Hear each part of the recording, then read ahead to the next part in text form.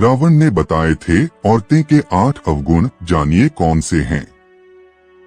मित्रों, वीडियो पर अंत तक बने रहे और कहानी को गौर से सुनिएगा और चैनल को सब्सक्राइब कर लीजिएगा। तो चलिए कहानी को शुरू करते हैं। वाल्मीकि रामायण 3 घटनाओं के इर्द गिर्द घूमती है। एक, राम के वनवास की कैकेयी द्वारा की जाने वाली मांग। 2, शूर्पणखा का राम से प्रण निवेदन, फिर निवेदन अस्वीकार करना, लक्ष्मण द्वारा उसका अंगभंग करना। 3, सीता की हिरण की मांग, लक्ष्मण का उन्हें छोड़कर जाने की मनाही पर सीता द्वारा अनावश्यक आरोप व दोषारोपण। अंतिम इस घटना का परिणाम ये हुआ कि सीता असुरक्षित हो गई, अपहरण हो गया और युद्ध का कारण बना। रामायण रची गई। वास्तव में ये घटनाएं बताती हैं कि जीवन सुखद ढंग से निर्वाह किया जा सकता है यदि स्त्रियों में ये दुर्गुण न होते व वे स्वभाव से चंचल न होती। रामायण में कैकेयी और शूर्पणखा जैसी महत्वाकांक्षी और पहल करने वाली स्त्रियों को भी घृणित व नकारात्मक छवि वाला दर्शाया है। वहीं गोस्वामी तुलसीदास की रामचरितमानस के दोहे के अनुसार सीता को वन से हरण कर ले जाने के बाद रावण उन्हें लंका ले गया। जब श्री राम को सीता जी के लंका होने के बारे में पता चला तो उन्होंने लंका पहुंचने का प्रयास किया और अंत में वे अपनी वानर सेना के साथ लंका पहुंचने में सफल हुए। उनके लंका पहुंचने की खबर जब लंकापति रावण के राजमहल तक पहुंची तब रावण की पत्नी मंदोदरी डर गई। वह तुरंत अपने पति के पास गई और उनसे अर्ज की कि वह युद्ध न करें। सीता को उनके पति श्री राम को सही सलामत वापस दे दें और उनसे क्षमा मांग लें। अपनी पत्नी की बात सुनने के बाद रावण ने उसे पत्नियों के 8 अवगुणों के बारे में बताया। 1, साहस। रावण ने कहा था कि महिलाएं साहसी तो होती हैं, लेकिन अक्सर अपने बल का प्रयोग वो गलत जगह करती हैं। रामचरितमानस में वर्णित दोहे के अनुसार पत्नियों में जो पहला अवगुण पाया जाता है वह है बहुत ज्यादा साहस होना।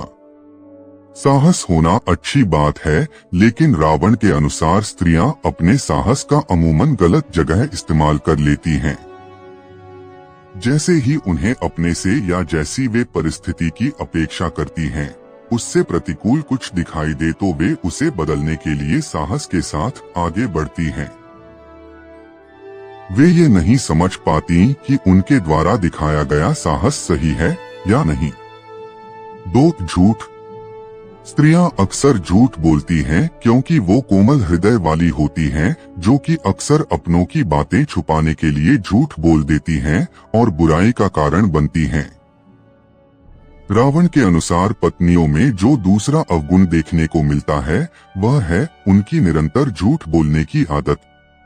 ऐसा नहीं है कि वे पल पल झूठ बोलती हैं, लेकिन वे बातों को छिपाने के लिए अक्सर झूठ का सहारा ले लेती हैं, यह सत्य है।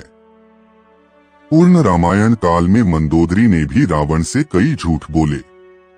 कई बार उसने रावण से बातें छिपाई। इतना ही नहीं, युद्ध के दौरान मंदोदरी ने दुश्मन का साथ भी दिया। रावण के अनुसार पत्नियां अक्सर झूठ बोलकर खुद भी फंसती हैं और अपने पति को भी दुविधा में डालती हैं। लेकिन सच एक ना एक दिन सामने आ ही जाता है, फिर उन्हें इस बात का पछतावा होता है। 3, अस्थिर और चंचल। महिलाएं अस्थिर विचारधारा और चंचल चित्त वाली होती हैं, इसलिए उनके मन को समझ पाना बहुत मुश्किल होता है। रावण के अनुसार पत्नियों में पुरुषों की तुलना में अधिक चंचलता होती है। उनका मन कभी भी लंबे समय के लिए एक बात पर रुकता नहीं है। कुछ ही समय में वे अपनी ही कही बात पर मन बदल लेती हैं, जिस कारण से परिस्थितियां अस्थिर हो जाती हैं और काबू में नहीं आती। 4, स्वार्थी और मायावी। महिलाएं स्वार्थी और जिद्दी होती हैं और अपनी जिद को पूरा करने के लिए वो कहानियां गढ़ने और मोहमाई मायावी खेल भी खेल जाती हैं। रावण ने पत्नियों के जिस चौथे अवगुण की बात की थी वह है उनके माया रचने का अवगुण। उसके अनुसार यह स्त्रियों की एक कला है। वे जानती हैं कि किस समय क्या करना है ताकि परिस्थिति उनके अनुकूल हो। रावण के अनुसार स्त्रियां अपने खुद के स्वार्थों को पूरा करने के लिए कई प्रकार की माया रचती हैं। दुनिया उनकी इस माया से बेखबर होती है। अपना काम सिद्ध कराने के लिए महिलाएं क्या क्या करती हैं, इसकी भी चर्चा की है। लंकापति रावण ने रावण की राय में अपनी बात मनवाने के लिए स्त्रियां रूठती है, रुष्ट होने का नाटक करती हैं, कई बार प्रलोभन देती हैं और साथ ही जब जरूरत पड़े तो कार्य सिद्ध कराने के लिए सामने वाले व्यक्ति को हर तरीके से मनाती भी हैं, लेकिन अंत में अपना काम करवा लेती हैं। 5 घबरा जाती हैं। यद्यपि महिलाएं साहसी होती हैं, लेकिन विकट परिस्थितियां आते ही वो बहुत जल्दी हथियार डाल देती हैं। रावण ने पत्नियों के जिस 5वें अवगुण की बात की है वह है उनका डरपोक होना। स्त्रियां बहुत जल्दी घबरा जाती हैं। परिस्थिति में यदि वे अचानक बदलाव देख लें तो डर जाती हैं कि आगे क्या होगा। मंदोदरी ने भी कुछ ऐसा ही बर्ताव किया। जब उसे मालूम हुआ कि श्री राम, जो स्वयं शिव जी के परम भक्त हैं, वे रावण से युद्ध करने के लिए लंका पहुंच गए हैं, तो उसे अपने पति की मृत्यु का भय सताने लगा और इसी डर के कारण उसने अपने पति को युद्ध न लड़ने की सलाह दी और अपना बल दिखाने से पहले ही हार मान लेने और क्षमा मांगने के लिए कहा। 6 महिलाएं अविवेकी होती हैं। महिलाएं अविवेकी होती हैं, इसलिए अक्सर भावावेश में आकर वे गलत फैसले ले लेती हैं, जिसका एहसास उन्हें बहुत देर में होता है। इसलिए रावण ने यह कहा कि भले ही स्त्रियां कितनी ही साहसी क्यों ना हो, लेकिन उनके मन में एक भय जरूर होता है। यह भय उनसे अजीबोगरीब कार्य करवाता है।